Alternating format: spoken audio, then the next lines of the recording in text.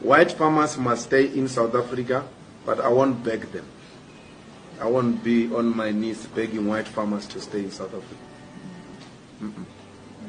But they must stay. If they want to stay, they are more than welcome.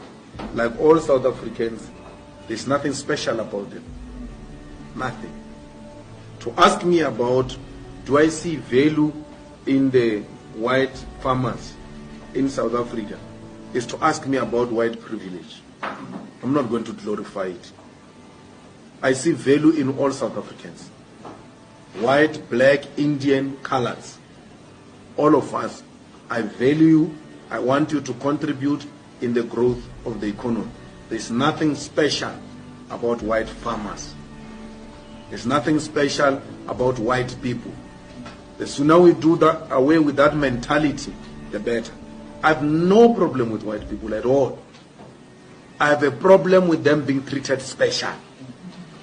I have a problem with privilege. That's my problem. That when I say something, it's wrong. But when it gets to be said by a white person, it's right. I complained about Indians and how they are treating our people. The same way an Indian former constitutional court judge says, when it is said by an Indian judge, it's not a problem. When it is said, because they've got a special place in heaven and we are all going to hell. I have a problem with that. I have a big problem with that. That when things are said by certain people of a different color, they are understood. But when I say them, or Dali says them, or any African says them, they are said by an African child who comes from a poor family, a child of a domestic worker. Who's he to tell us? Can't be told by these people. So no one is going to destroy any white farm. No white person is going to be killed or beaten up under the EFF government. It will never happen. But they will have to come down from the high horse and be here with us. What makes the hostility is the inability of our fellow white South Africans to reach out. They don't reach out. They actually create an impression that we are actually owing them an apology. Not the other way around. We are the... I've never met a white person who says, let's preach reconciliation. They don't preach reconciliation.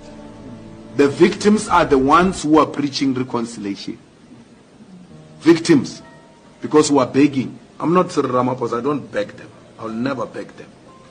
They are going to stay here if they agree to be equal to black people.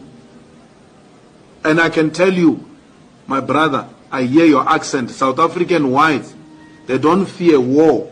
They don't fear blood. They don't fear any land taken from them. They know it will never happen. They fear equality. That's the only thing they are scared of. That they are going to be equal to monkeys. That's the only thing they fear. They know this malema, they've listened to my talks. They know even when they reported me to Human Rights Commission, there's nothing hate about what this guy is saying. They know that. My crime is to demand an equality. That's a crime I'm committing in this country.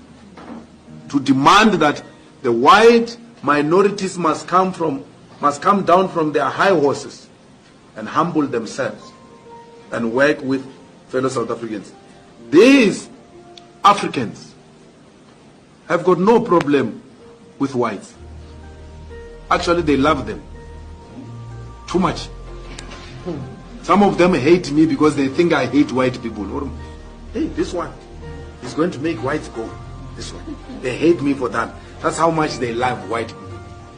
They are prepared to sacrifice their own brother in protection of white people. That's how much they love. They have no problem with it. It is white people who have a problem with Africans.